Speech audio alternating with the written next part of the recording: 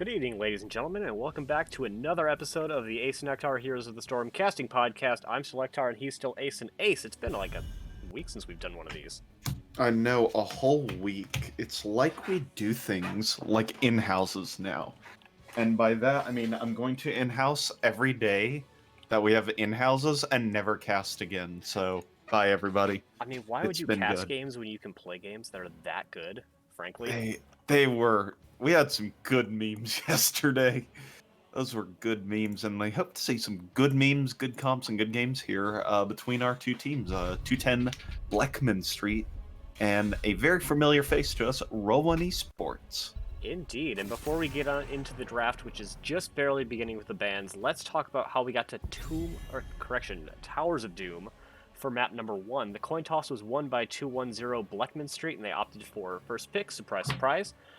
So, Roll1Esports banned out Infernal Shrines and Battlefield of Eternity, both of the Diablo maps, and 210 Blechman Street banned out Dragonshire and Garden of Terror, which are like the two original Nexus maps. That and Cursed Hollow, I think. And Cursed Hollow, which we could still see this series, but game number 1 is going to be on a newer Nexus map in Towers of Doom, as we currently have Garrosh and Tychus getting banned out. I would argue one of the best original Nexus maps as well. Tomb, good map. Towers, great map. Towers, I great like map. D-Shire. Yeah, I like D-Shire as well, but yeah. If you get a good game on Towers, it's some of the best, but you can also have some one-sided games where one team elects not to double soak, and then they lose. So, you know, that is the case sometimes. Looking at the draft if we're on that screen, I hope we've got Garrosh We are on and the draft screen. Deckard, good, banned out by Blechman Street, and Tychus and Lucio banned out by Roll1Esports. So, Yep, reminding everyone that the level 1 dishonorable discharge is still banned for now its second bug that has been located, where it extends the duration of the hammering slow. You can get up to like an 8-second slow if you time it right. It's pretty ridiculous, and so it's banned. On the other side, Chromie and Sonya. Sonya has just been tearing down people's ladder points recently. She's kind of a menace. And Chromie did get nerfed. She is not as good as she was a month ago, but she's still very good, and frankly, the meta is a little slow to develop sometimes, and so people just stick on to heroes that aren't quite as good as they used to be. I know you definitely saw that with Ana when she got banned, or got nerfed a couple of times, and she had like a 50% win rate and almost 50% popularity at one point. Then they nerfed her again. yeah, she needs it, and I mean, she's still really good on stall maps where you need to channel a point. So you see her prioritize both in picks and bans a lot there. So I got a question from the chat from a friend of mine from Wadi's stream, Tamara, asking, could I tell you something about this game that you don't know it? It's a little bit similar to League of Legends, in that it is a 5 versus 5 hero brawler type map. You kill minions and eventually try to destroy the other person's... I believe it's called a Nexus in League of Legends. You try to destroy the core in this game. And so we're currently in the drafting phase, both teams trying to make a composition that will work for them. I don't know if you know League of Legends either, but hopefully that gets you a little bit. Malfurion getting banned out, he's great for literally one talent, Emerald Dream on 1, but it's incredible, so he gets banned out for it anyway. And Diablo getting banned out is... I think is a little stronger on this map than most of his other maps. Yeah.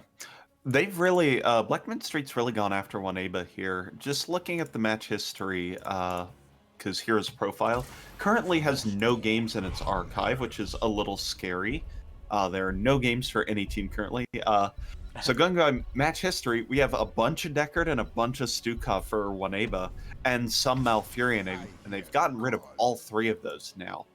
So really effective things, and some last picks coming out with Arthas and Nazebo.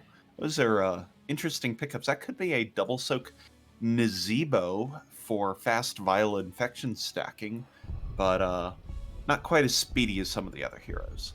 Yeah, so Towers of Doom, you very frequently see one hero rotating between the middle lane and the top lane while the rest of the team pushes in the bottom. Nazeebo isn't particularly known for his fast double soaking, but he does get a lot of value in it because he does get extra health for every minion that he kills. Sonya, on the other hand, is very good at double soaking mid top, and if 210 Blechman Street are going for a double soak comp, I think they're going to be a little bit behind in rotations. Are we agreeing to call it 210 or 210?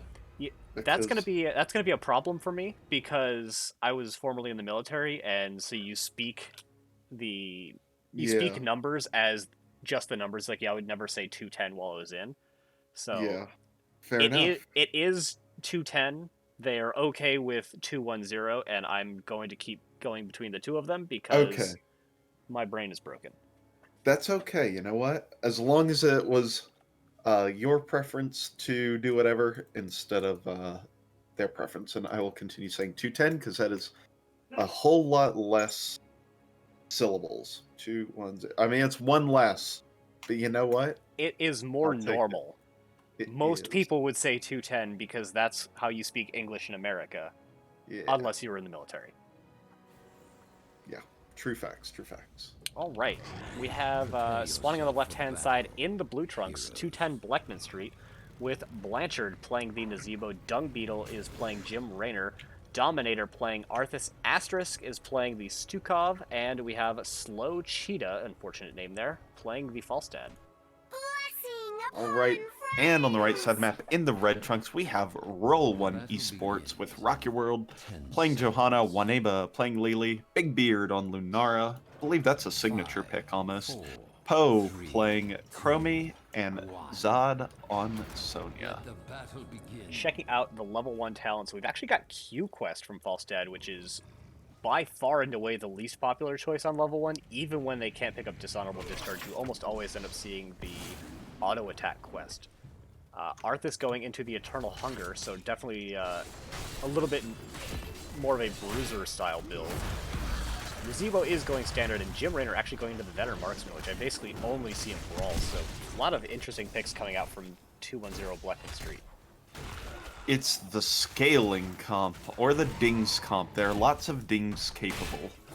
And that, you know, I can't argue that too much here. We also have Deep Breathing for Chromie, the W talent on level 1, which is a bit of a departure from the name that I don't know, but gives you flat spell power. Quite good.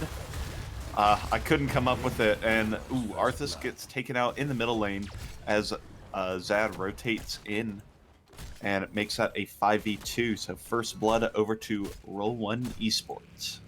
So for those in the chat that are somewhat unfamiliar with Heroes of the Storm, all of the things down here are talents. These are what you use to customize your character throughout a game. It is most akin to items, except you get them when you level up as opposed to having to farm gold for it. And you can see some of them have numbers by them. This indicates progress towards a quest, and every time you get progress, the game dings, and it's super delightful. That's why we frequently refer to them as dings, because it's just a very satisfying noise. Another kill coming out from Roll1Esports. They tried to invade on their opponent's camp, which was unsuccessful, but they did pick up a kill for it. Yeah, Arthas again slammed to death by the Sonya, dealing tons and tons of that damage. We really don't see any kind of double soaking currently going on from 210 Blechman Street. I got you doing it now. Oh no, you said 210. Oh, well. I said 210. Time right. trap on to Asterix is going to catch the Stukov out. Is going to go ahead and pop the trait to stay alive now. Rock Your World actually in a bit of trouble, along with Poe and the Chromie trying to run away. Slow Cheetah is committed to this and is able to escape on the retreat, so no deaths there, but health bars on both sides are quite low. Yeah, and we do have pretty decent quest progress going for 210 Blechman Street. Everyone except for the Arthas has a reasonable number of stacks for this phase in the game, so they're looking to go into the late game pretty well, but the early game is going to be kind of rough for them. Yeah, definitely have to agree here. Big Voodoo also picked up for the Nazeebo here, so going to get even more value out of that out of that double soak capability. It looks like 210 Blechman Street are going to actually try to invade their opponent's camp. Slow Cheetah coming in there trying to make this into an advantageous team fight, but Jim Raynor is taking a lot of damage. He is going to be able to walk out of there, and Zod is going to be the first blood in favor of 210 Blechman Street. Asterisk is very low, however, trying to walk out of there, barely survives. I don't know that 210 Blechman Street can win this fight, but they got value in just getting the kill and getting their own objective. That is true. I would like to see them. Maybe they are.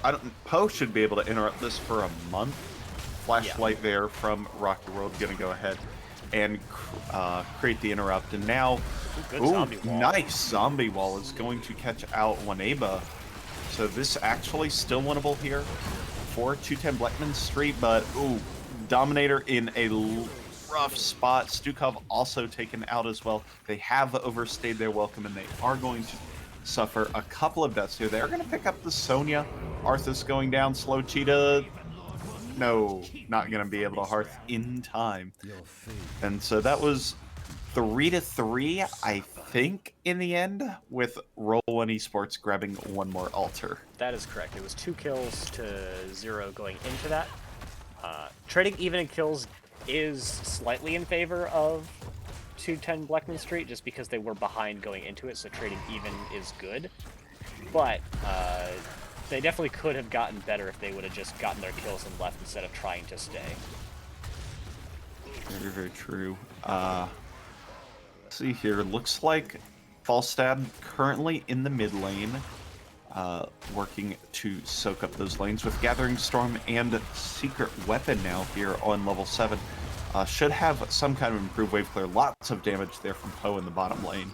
Yeah, Chromie finishing out her level 1 quest. Yeah. Gonna get that, I believe it's extra damage on her W quest. I believe so. And cooldown, which helps a lot. That is so much damage coming in as Jimmy and Stukov get taken out. And yeah, now Roll1 able to see Jen on this bottom bell tower. Yeah, and that's one of the really strong things about Chromie. She gets her heroic ability 2 levels earlier, and you see it on the ground. It's just taking up so much space that 210 Blechman Street can't really walk into, or they just get slowed down and have so much damage put into them. Yeah, it's really a powerful ultimate here, although I do see Temporal Loop coming back into the meta a little bit more ever since the most recent set of nerfs to Chromie. Yep. So level 10's not quite online for either team, but definitely a lot closer for Roll1. So I don't know if 210 Blechman Street are going to be able to try and interrupt this objective. It should just go in favor of Roll1Esports, especially now that they do pick up the level 10s. Yep, that is the case. We do have the leap from the Sonya being the most consequential. It's going to come out, actually just going to land a Naked Spear into Dung Beetle, and that's going to be taken out. Bell Tower goes down, and now Blanchard in a lot of trouble, is going to get taken out as well, and the Zebo goes down. Asterix on the run and is not going to be slammed to death by Zad, but another 3 kills to Roll1. They've got a 2.5 level lead, and seem to be in a strong position here in this game number 1. Hard to disagree. Already have taken their opponent's bottom fort. They're still soaking out the mid lane. Top lane even has a little bit of pressure built up in it. And it looks like they're content right now to just have Sonya soak mid and top and hold on to this bottom fort. And it's a strong play. You see it done by really all levels of competition, and it's working well for them here.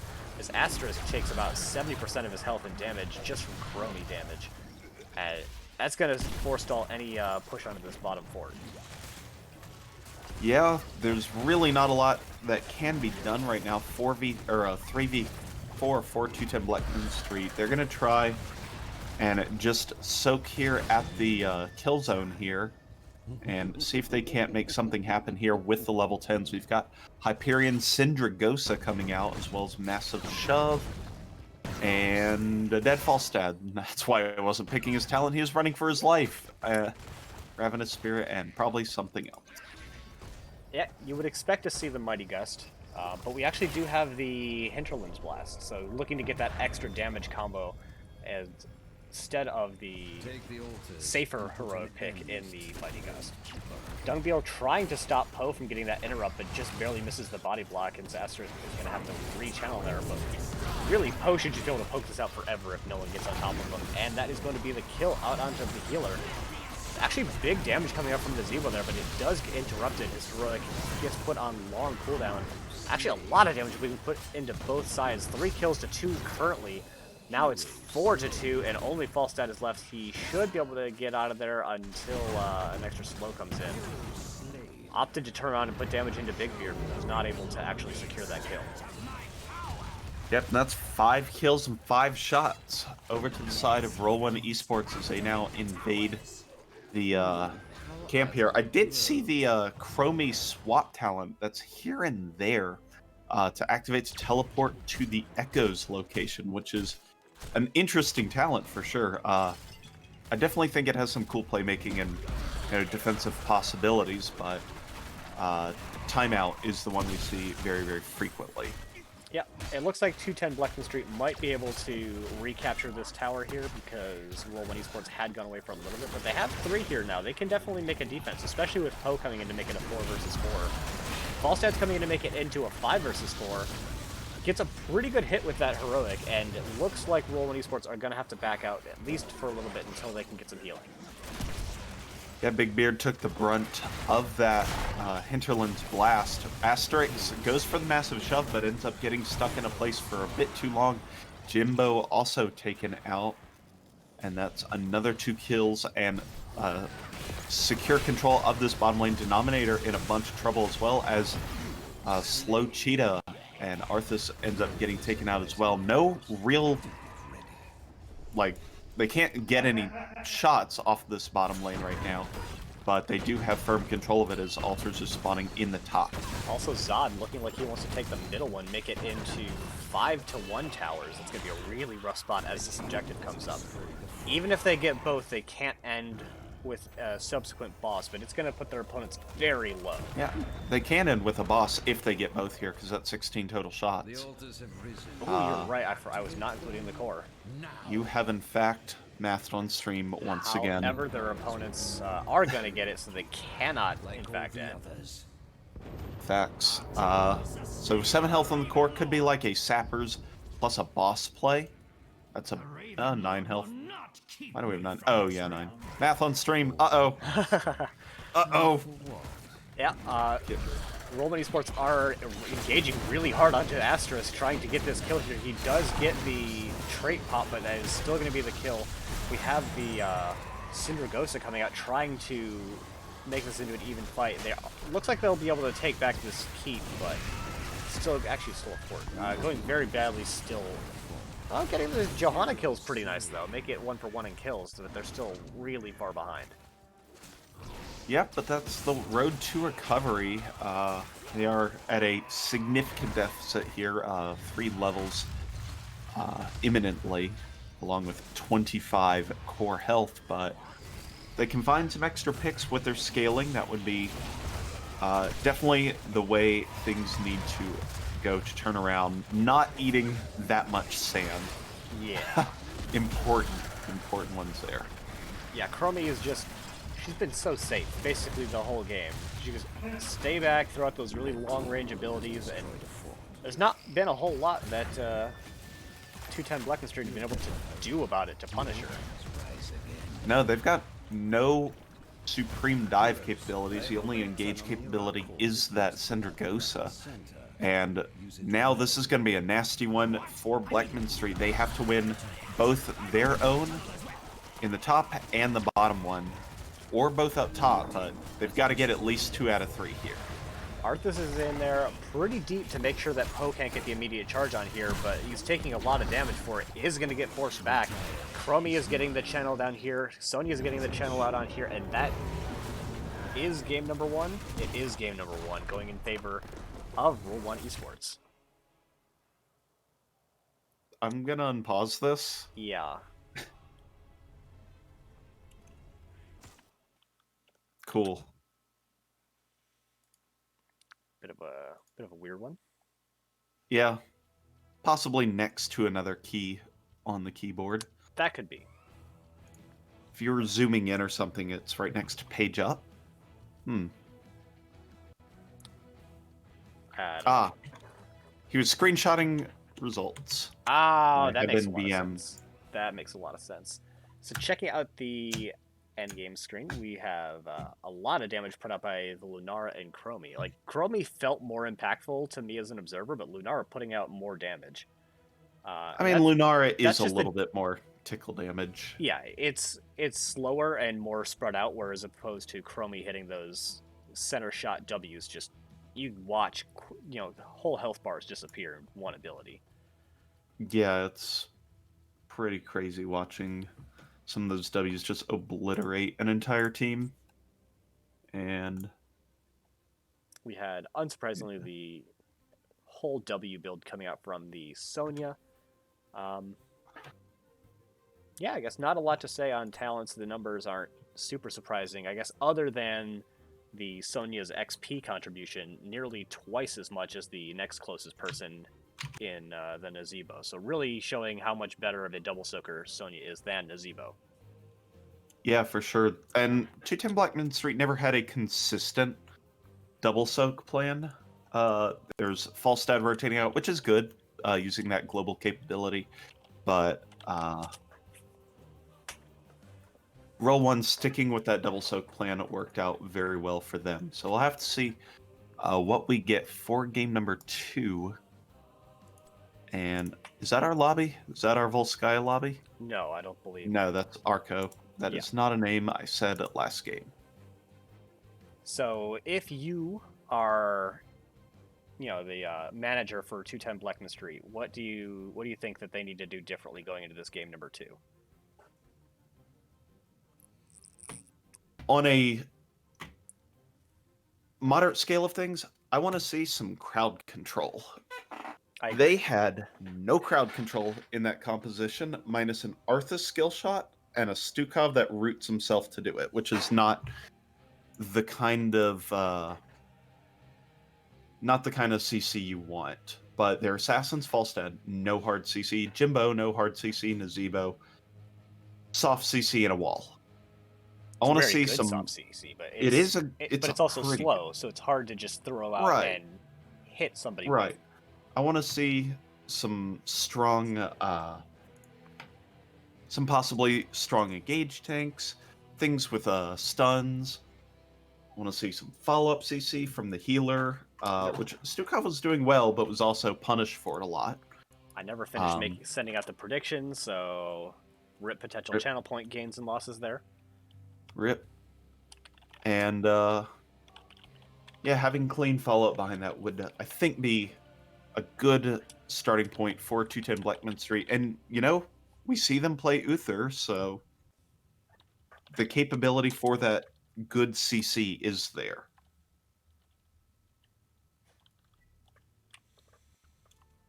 I think that would be compositionally what I would want to see from them going into next game. Yeah, I agreed. Arthas is not generally the main tank that you want to see unless you're countering something specific. Yeah, Illidan and other types of dive picks. Generally, Arthas does well into, but as the engaged tank, it is inconsistent at best. So unsurprisingly, 210 Blackman Street going with hero pick for game number 2. We do not yet know what Roll1Esports are going to want for their map pick.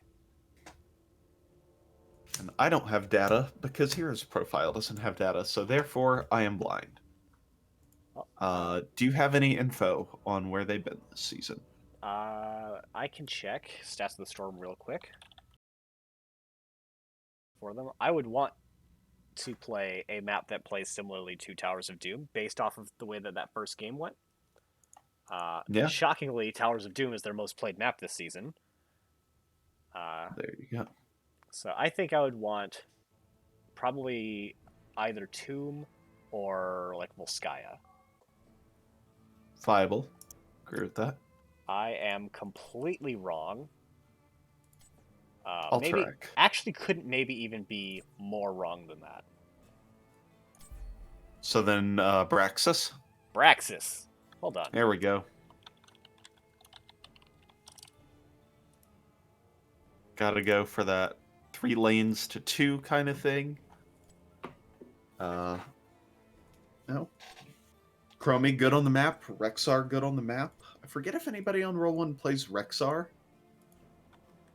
but it's always possible.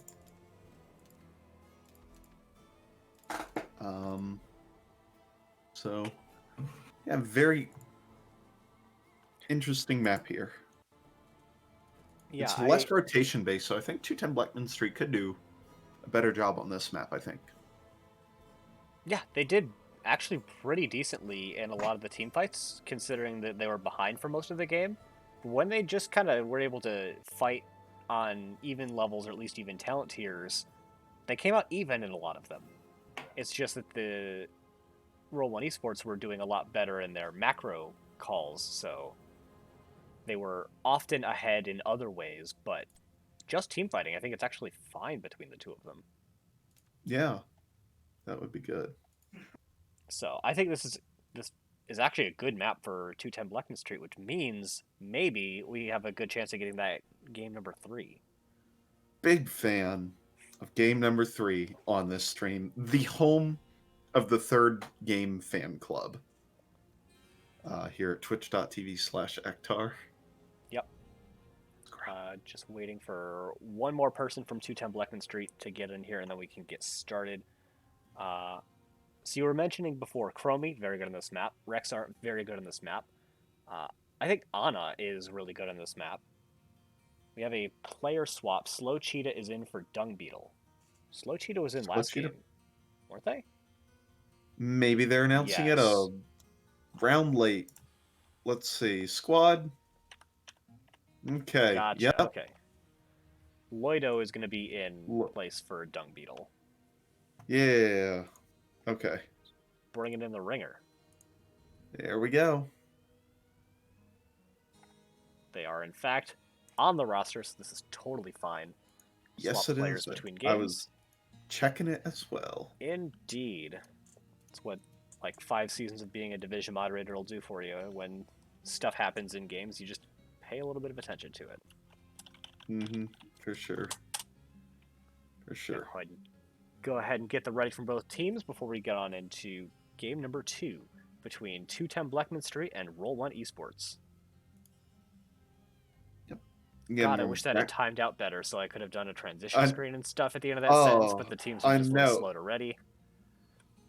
Bien, sir. I don't know what that means. No sprechen the German. No, I don't know what that is. Ready. Ready from the Slow Cheetah. Count it. 3, 2, 1. Transition screen. That was decent. I'll take it. We'll take it. According to Google Translate, which I'm not surprised, bien is good in Spanish. Yeah. But different. But sir is not a Spanish word. It means of course from French. Ah. And it has a little accent over the U. So, like a little triangle accent. Which is kind of interesting. I don't know how to change the pronunciation. Yeah, sure. Thanks, Google Translate voice.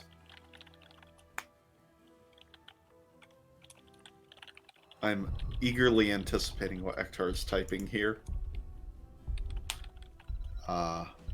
Unless it's going to Twitch chat, not lobby chat. It is going to Twitch chat, not lobby chat. I'm so sorry. There we go. I was explaining Towers of Doom. Towers of Doom and how that map is unusual, even in Heroes of the Storm, but very unusual in the MOBA genre as a whole. Yep. We have the Johanna ban, respecting the play from the previous game. Johanna was pretty impactful, so I'm not unhappy to see that ban. Uther getting banned out, I'm never unhappy to see. I love you, friend. Thank you, Tamara, for the ban and for activating probably my absolute favorite alert sound. That's one of my favorite heroes in this game, Brightwing. She's an adorable little murder monster. I love to see an Uther getting banned out because he's incredibly strong, but I'm also sad because Uther is incredibly strong, and I love to see him getting played. And banning out the Lily, which I don't feel like was especially impactful, but again, target bans. So, just trying to throw Wanba off of their comfort again. Yep, I think that's a reasonable thing to do. There's Brightwing. Because Brightwing is adorable. Lucio banned out, so 3 healers gone so far. Oh. I would love to be a part of this game. I love when people try to ban healers. I just missed the alert. I wanted to hear the Brightwing. What Brightwing voice line is it? It's Brightwing saying, "You are new friend. I love Oh, you." right. Oh, it's so good. I love so many Brightwing's line. Falstad getting picked up again. I don't know if Slow Cheater was listening to the first game at all, but I would like to see the it's the new level 1 talent, the auto attack, the killing minions one. Yeah. I don't know what it is. Hey, I like the Malfurion there. I like the Malfurion a lot. I'd love to see it paired with tank with a better engaged CC than Arthas, something like an ETC, maybe a Garrosh if they're feeling good at coordinating it, or Diablo would be the other really easy to follow up engaged tank. Yep, Muradin's good. Okay. Muradin's good as well. I just forgot Muradin because he's boring. So you have to play him, then it's whoop everywhere. Fun. He's fun to play, but he's also like one of the oldest heroes in the entire game, so he falls off the radar a little bit for me. Yeah, I definitely agree with that. Simple but effective kit is kind of where I put that. For sure. Kael'thas Right, getting banned out, it's gone. fine. Yeah. They already kind of have a mage in the Falstad if he builds into that again like he did in the first game, but he's definitely not a Kael'thas when it comes to wave clear especially. So I'm not terribly surprised to see that ban. I like it. And Yeah. It seems good. I think they should ban out a good tank here, something like an ETC. Or a That's Chromie. a good That's ban. the other really good Also ban. good ban. That's a good ban. They got you, Ektar. They sure did. I mean, frankly, I think that the game's in a pretty good place meta-wise. Like, Chromie isn't overpowered, but she can be oppressive if you're not built or not ready to deal with her. Yeah. But at the same time, she's not really overpowered. There are definitely answers to her. On the other Aiming side, against Stukov are good pickups there. Rounds out a pretty standard 3-hero core down the bottom lane for Roll1. So, have a flex damage pickup to finish with. I'd like to see a Sylvanas because she's incredible. Does Zad play Sylvanas? Let's see. No idea. View profile. Oh god, there's Samuro in that. Oh no. Oh my goodness. Artanis and Greymane picked up for Blechman Street, so that can be the offlaner with Artanis. Yeah, Artanis for offlaner. Greymane I like as a pickup here because he's really good at picking up the camps, which this map is so teamfight intensive constantly that it can be hard to get someone to go pick up a camp. Ooh, going into the double bruiser comp for Roll1Esports, which basically does the same thing that the Greymane does. You can just peel off the Sonya to go take the mercenary camps and still have a strong 3-man. So both teams have kind of similar plans here. Yeah, it's seems pretty good. I mean, Sonya is kind of just a flex damage, can slam the crap out of people and do a bunch of damage. I mean, don't have to offlane with her when her top build has a 60 win rate. You just kind of pick it and win. So, seems pretty good to me. Neither team with portrait synergy, though. Tisk tisk. I'm surprised Roll1 doesn't. Seems like a thing that they I would do. know, they have literal name synergy, but not portrait synergy. Can't believe it. Oh my goodness. What's that? Nothing right now. Alrighty. So once again, we have spawning on the left-hand side in the blue trunks, 210 Blechman Street with Dominator playing Malfurion, Blanchard is playing Artanis, Loido playing the Muradin, coming in for the different tank pickup, Asterisk playing the Greymane, and in the top lane we have Slow Cheetah playing the Falstad. And let me get that prediction going. All right, and on the right side of the map, in the red trunks, we've got Roll1Esports with Rock Your World on ETC, which I know is a common pick. Zad playing Sonya again, 1Eba on the Stukov, Poe on Leeming, Big Beard on the Rexar in the 4-man. 5-man now. 4-man and a bear? It is unclear. So Rexar in the bot lane with Sonya's actually rotating down. Maybe they messed up their initial rotations, or maybe they're just going to have Rexar in the 4-man instead. Rock Your World actually taking Hammer to the face there, and it's actually going to be the Treant on level 1, so opting to go into the oh-so-satisfying Dings and not the Emerald Dream, which has been so popular recently. Yeah, Emerald Dream, though, is kind of an insane talent. Ooh, Misha Charge actually interrupts Lodo's jump there. So is going to go ahead and take a little bit more damage for his troubles and tap up to stay healthy here. Zab going to go ahead and rotate to the top lane and pick up some of that miss soak while they tried to get a pick in the as a 5-man group down the bottom. And now actually, everybody's rotation up into the top lane, trying to find Slow Cheetah out. I think 210 Blechman Street have realized this because they don't see anyone obviously in the bottom lane. Alternatively, it could just be that Roll1Esports want to do a 4-man in the top lane instead, try to get value that way, where their opponents can 4-man in the bottom lane. Yep, Very always quick camp pickup for the side of 210 Blechman Street. I like their opening. I know it's only a minute and a half into the game, but I like the opening of this game better than the first one.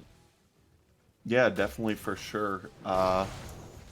Grabbing these two camps will really help them gain the pressure they need in this lane. It looks like Roll1 is going with an interesting, like, 3-man roam squad, and they can just assist whatever traditional soul laner that they want to at the time, which is an interesting strategy when you've got Sonya who can flex as both a damage and a soul laner in these situations. So I like it. I like it in theory. Let's see how it I actually like it in ends up playing theory, out. yeah.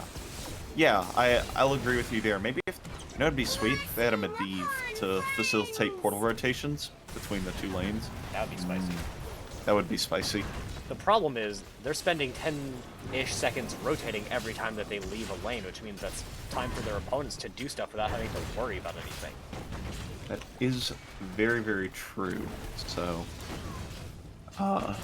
the downside of rotation, I suppose.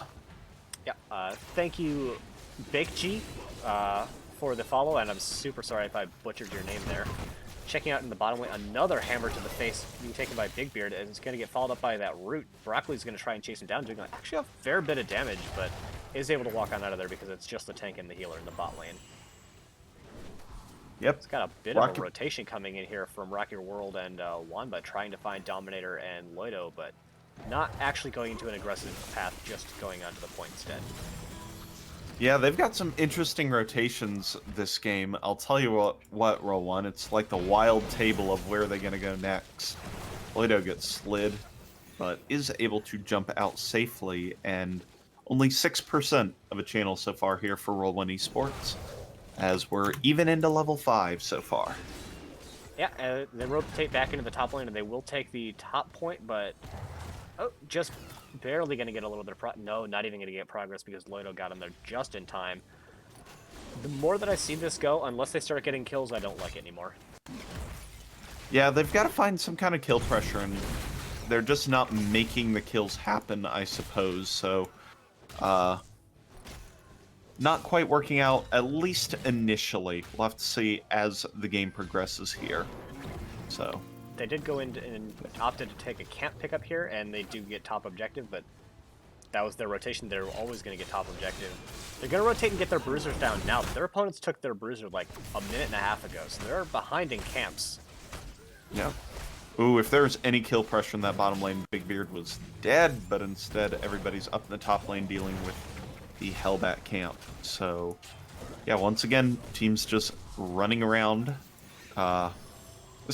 These mounts are getting work on this map.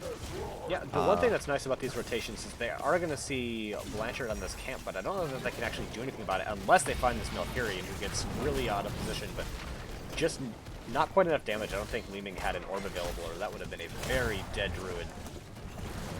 Yep, wasn't able to make it connect. I think it just went off and missed right before the CC combo went off. Artanis going to go ahead, use the Protector Vire to go ahead, and clean up this camp, is going to attempt to stack that, but, you know, that's value accrued over time. See, now that Roll1 are just staying in the bottom lane, they're actually getting some good push value down here with their extra frontline hero. And Falstad can't really lane into Sonya. He's trying, but it's going to go pretty poorly for him as he's going to have to leave there. But the extra camp pressure is going to start paying dividends for 210 Blechman Street. And, you know, it's not something I would typically mention, but already 15 stacks on the Treant, which is so much for this phase of the game.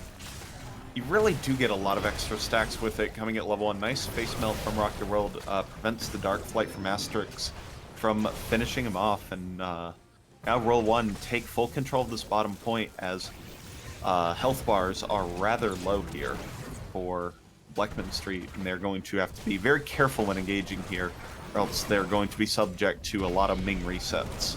They are, but they were able to fly Falstad up and get the top objective, as Sonya had opted to put in the siege damage instead. Good swap coming up from Blatchard is going to put them into a good place to keep getting those auto attack stacks. But once again, Sonya just beats Falstad on lane, or on point, so it is going to force Falstad off of there. But ETC is very low, is just barely going to survive, and that is going to be the first objective going 100% in favor of Roll1Esports. Yep, 100-0 Zerg Waver, what amounts to 100 to 18%, with just an Ultralisk and some buddies along for the ride. Is going to let Roll1... I don't know, they haven't pushed with their top lane, so it could just be cleaned out rather quickly here, as 4 members of Blechman Street are in the top lane, and instead they're going for the bottom lane push here to try and get the wall down on both sides, I believe. And they're definitely going to get that. They can probably get the healing fountain as well. Another nice couple of stacks on Broccoli. Oh my goodness, More hitting 4 stacks. people with that root. Oh, that is such a swole Broccoli now. An additional 161 damage so far, and climbing. That Treant can let Malfurion put out some serious damage as the game progresses. I have top damage before an Arams with that, and no, this map, not too dissimilar from one sometimes. Checking out the hero damage numbers, Malfurion's currently winning for his team by about Yes! 2,000 over the Grey Let's Man. go! Actually Let's winning go. the whole lobby in hero damage right now. Way to go, healer man. Don't let your damage dreams be just memes. Healer man, watch your positioning, because ETC wants to slide you, knock you back, put you into a silence pool, slid by Amisha, and then killed. Yeah, that was a really good combo. It all started with Big Beard popping that heroic to slow them down so Rocket World can get into position, and Wamba with the big silence arm was able to stop everyone else from retreating. Yep. Stukov's follow-up CC is one of the strongest in the game if you can lock down a person on a spot for a while. So really Tired? good there. A little tired there? A little long bit, day? apparently. Gotta... Actually, this happens in a lot of game 2s, is I just start yawning after I talk consecutively for a long duration. It's kind of weird. Sad. I think we had an attempted flyover gust, but it ended up being a bit of a flyover into death. Really unfortunate for 210 Blechman Street is this is now going to allow Roll1Esports to put a lot of pressure into this bottom keep. Yeah. Sonya was able to escape death in the top lane as well. So the rest of Blechman Street are rotating down to go ahead and defend up the bottom keep, and it does stay alive, but now map control squarely in the court of Roll1Esports as this next beacon phase activates. Roll1Esports are going to start taking their Hellbat camp here. Sonya should probably just rotate onto the top point. Really not a lot of reason to do it super fast, as she wanted to make sure to get all of the XP in lane, but is going to get that, and bottom lane is already theirs as well, but will get pulled over relatively quickly, and Big Beard popping heroic there, not getting much effect. Genuinely, I'm going to call... It hit 4 people, so I don't want to say it was a misclick. Maybe it was a heal Misha button, E instead of R. Unclear as to the point of the ult. Malfurion hitting 30 on the stat counter now for the Treants. Doing well in that department. And ETC gets a slide into Mosh, leap for extra damage. Oh no, the Waneba gets the lurking arm to expand out enough to interrupt the Twilight Dream, and then Poe drops the magic to end the Druid. Artanis is the 4th death, and that is going to be Roll1 headed towards the boss with 4 kills in tow. Mosh Pit is a hell of a drug, my friend. It sure is, and if you're in a mosh pit, I would be cautious of which drugs you're getting, because they may be unidentified. Boss coming in right at about the same time that this objective is going to finish channeling.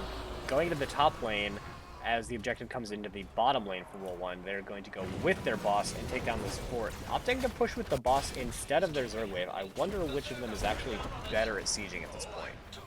I would guess the Zerg Wave. I would say it's the lane that the other team isn't in. That's fair. Currently, they be exist in the bottom lane, where the Zerg Wave also is. But Roll1 are rotating behind them, and this could be a massacre. Oh boy. It's looking to be a massacre as Malfurion gets caught out. Loido is going to jump himself into safety, but Blackguard is going to get taken out as well. Murden is going to be fine. Falstad fell to Sonya 1v1 in the top lane, or 1 and boss v1, but that is a lot of pressure now. Both keeps are very likely to fall here, and this could even be game. I would expect it to be, actually. Asterix goes down, and with 5 heroes up, and a very, very healthy Zerg wave still, with multiple Guardians and Ultralisks up, and no damage to really do anything. The Treant can do his best to slap away the Hydras, but it is not enough. Game 2 goes over to Roll1Esports, and with that, they take the series. GG's.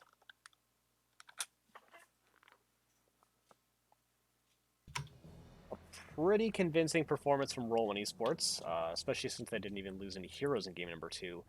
It looked for a long time like that was going to go pretty decently for 210 Blechman Street. Yeah, they just, I mean, it's, I guess, easy to point out, but they weren't able to find any kills, but specifically they weren't able to get all their CC and all the damage in the lane at the time to find somebody and get them. I thought their reactions and rotations to handle what Roll1 was doing were rather good, but in the end, just not quite able to put it all together. I do think they probably would have been a little better off keeping Artanis in the top lane and keeping Falstad in the 4-man. Because again, we saw it 2 or 3 times where Falstad just kind of can't fight Sonya. And Artanis, he can. It becomes a lot more of a skill matchup than a hero disparity. Yeah, for sure, for sure. Malfurion's still topping damage for yes, he did. He sure did by a non-insignificant margin. Yeah, with can we see stacks at the end of the game? We can't. No, but I believe it was 31. It was over 30. I think it was 31 ended, or so. That's a lot of extra damage on that. You know, just kind of regular crowd control ability. Every 20 or so seconds, 20 to 25 seconds. So, yeah, seems pretty good. I think you'll be getting someone from Roll1Esports to go ahead and meet up for a little bit of an interview. Indeed, and it's going to be Zod, who for some reason decided to go into the AFK channel, where I believe you're automatically muted, so now we'll join him in Lobby 5 after he realizes his mistake. Alright. GG's and congratulations, Zod. Thank you. It is Zod, right? Not Zad. It's whatever people need it to be. I go by Zad, I go by Zod. However people say it. That's fair. Dude, that's my favorite Warcraft character, Kel'Thuzad. Zad. Right? Alrighty. Well, so how's the season been going? Yeah. So not last how I week normally open the interviews, but yeah, you know what? Yeah. We've been around for a while. Let's talk. How's it going? Yeah. So for anyone in the chat that doesn't know, I think we've played against Roll1Esports for the first time in like season 3, so like 8 seasons ago. Yes. Right? That is so correct. long ago. It is season 3 was the first time we faced Roll1, where we had a boss fight on towers, and then a fast game on shrines. Oh, you guys got a good memory. Yeah, Um, this. I will might always reference I will that always Shrines game. remember the Shrines game because it was less than 5 minutes long. Yes. Yep. And That was it's when- one of that my was during that earliest fort great patch. NGS memories. Yes, Yeah. That was That during was the fort resounding. patch. Yes, it was. Yes, Oh, when they just man. buffed the XP of Right. forts, we decided to just run it down and won a game in 5.5 minutes because It You know, was I'm so sorry. fast. I'm No, so no, sorry. it was so like a great idea that was well executed.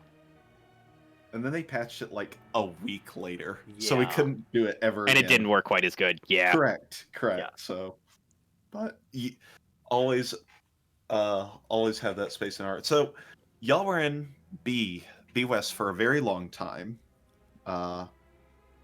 Where I mean, we've met with you 3 different seasons, Yep. and now you're sitting here in C West after a rough last season. We were there. Absolutely. Sorry Yep. to be there with it, but you know. It's all good. Yep. So how's it going this season? How are you feeling? I think we're doing pretty good. We definitely kind of re-roll swap for last season.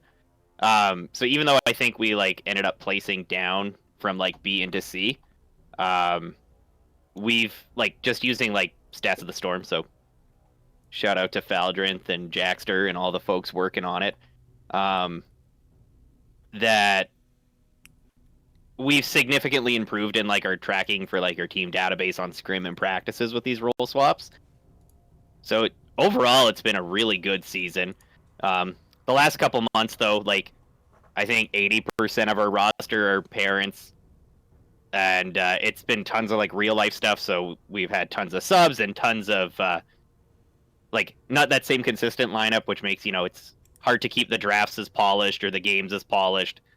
But like we're still doing pretty good, and like that life happens. You have subs, and we win with subs, we lose with subs, we win with the main roster, we lose with the main roster.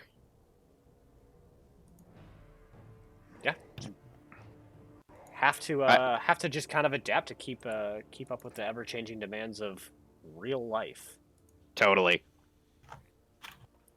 All right, so getting into the actual match that was played this evening and not 2.5 years ago, your team had map pick after the coin toss. Why Towers of Doom? Towers of Doom is a map that we're kind of like it's like above our average like win rate for our own records, and we kind of like the flow of the map where it's kind of like in that Dragonshire Tomb kind of feel where it's very like, can you control rotations? If you control rotations, you can start to find fights and find positional advantages on the map and try to snowball from that.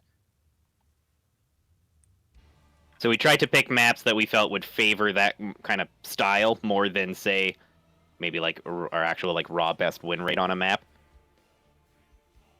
All right. So it really just kind of plays to the team play style.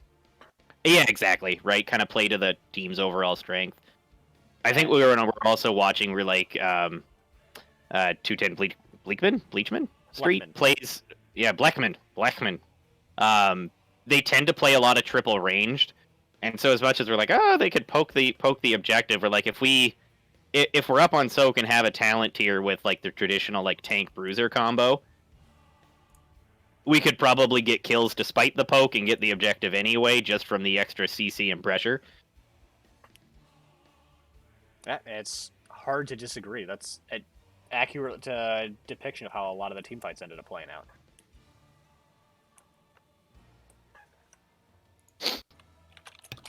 Right, going into game 2, game 1 pretty clean out. I don't think there's a whole lot to be mentioned on it. Game 2, you go to Braxis Holdout, which I think may be the least picked map in NGS. It's always bottom 2 Garden this of Terror. season. Yes. Garden of Is Terror Garden by of a Terror lot. left this season? By a Even lot. this season? Ooh. Oh, Garden. Who's got 45 minutes for a game of HOTS? I have League all players. the time in the world to play Camp Simulator 2010, okay? Or sorry, Uh, what the hell year is it? 2021? 21? Jesus Christ. You know what? Something like that. The game goes so long, you fall into a vortex, and time distorts into the past. You see, this is that's why I liked Hanamura, though, because it's the exact same thing, except smaller. It's just always take camp a clock, and the objective doesn't matter. Yep. And you just hope that you don't, like, feed enough that they can just invade your camps. Yeah. So, Yeah, so Braxis is one we... I would love to hear your reasoning for how you played the first 7 minutes of that game. Because you drafted double bruiser, which isn't that unheard of. But you then had one bruiser in each lane and had your core 3 rotating between mid and top. So please, please explain. We've been really working on trying to get like a 1-3-1 on Braxis and play it more like closer to D-Shire than like how I think most other teams play Braxis, and kind of treat like the camp lane is like as a mid lane. So we try to get 2 heroes that control top and bottom enough that you might not hard win when you throw off the rotations like it, but you can take the point, you can trade in, you don't need to hearth a lot, you have good map uptime. Right, like as much as Rexar has mana, like Misha kind of really cushions the mana usage. And then you just try to have the 3-man kind of control rotations, or like I think what happens sometimes with like Greymane and Artanis is from fear of the 3-man roaming, they'd have to rotate like more safely and slowly, and we could sneak 5 or 10% from slower rotations because they're playing safer because they're rotating out of sync with us. Yeah. Okay. I think the premise has a lot of value. I think, you'll hear us talk about it some during the cast, I suppose. I'm very to get happy our to listen to your guys' thoughts and like casting from the 1-3-1. I don't think we've actually run it on like an NGS map or like with a caster yet, so it'll be really interesting to hear like an unbiased person's or like 2 people's opinion on like how it looks. So I'll give you the very quick recap, just right now, and for anyone listening, I like it in theory, but I think you need to get picks for it to work. In most of those cases, especially because they ended up keeping Falstad in the top lane for a lot of that. As soon as he saw another hero, he just barrel rolls away, and you get the point. But then you're leaving 1 versus 2 or 3 in the bottom lane, and the other team just gets the point back.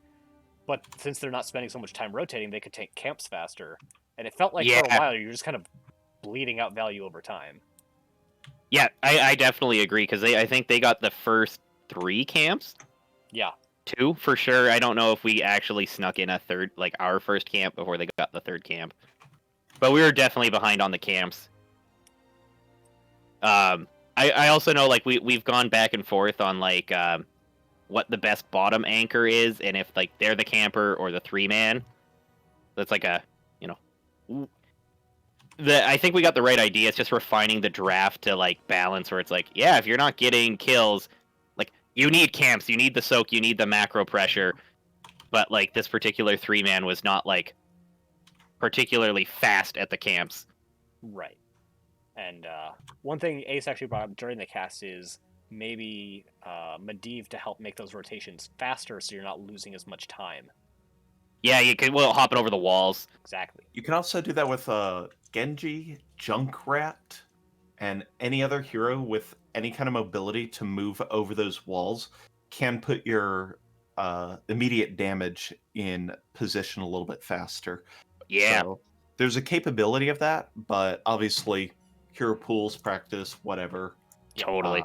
Just and I think traditionally we actually run Junkrat as the bottom anchor and not a bruiser.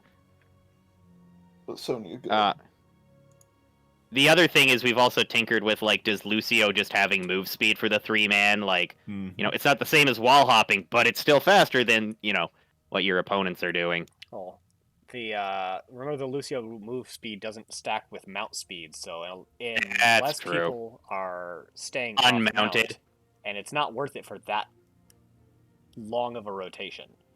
Anywho, I could talk about theory crafting this build for entirely too long, but that is not what the stream is about. We could too.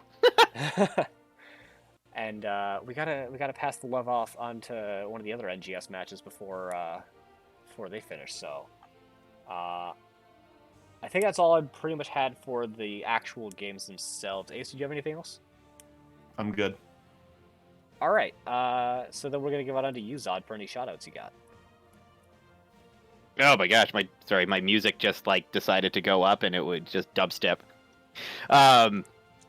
I don't know. My Discord will sometimes do that, where no matter what I'm listening to or who's talking, it just goes into like wub wub wub wub wub wub wub wub. But for shoutouts, like the shout out Alberto, Mango, and Velvet, are subs who have helped us like actually play every game this season. If we didn't have the subs, we probably would have like had to drop a match. In all seriousness, thanks to you guys for casting. Like I said, you know, one of the things we normally look forward to is when you get to try something on stream and you have two people giving like just kind of honest feedback and that kind of stuff to take back to the drawing board is always, I think, like outside of the matchmaking from coordinated NGS, it's like that exchange of ideas and getting that feedback that I think makes it a lot of fun and really exciting to be a part of. So we appreciate you guys doing that.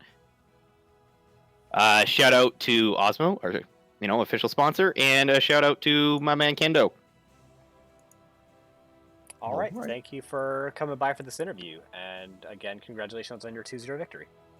Thank you very much. Have a good night, guys. Have a good night. As well. See ya. Bye. All right, back in the casting lobby.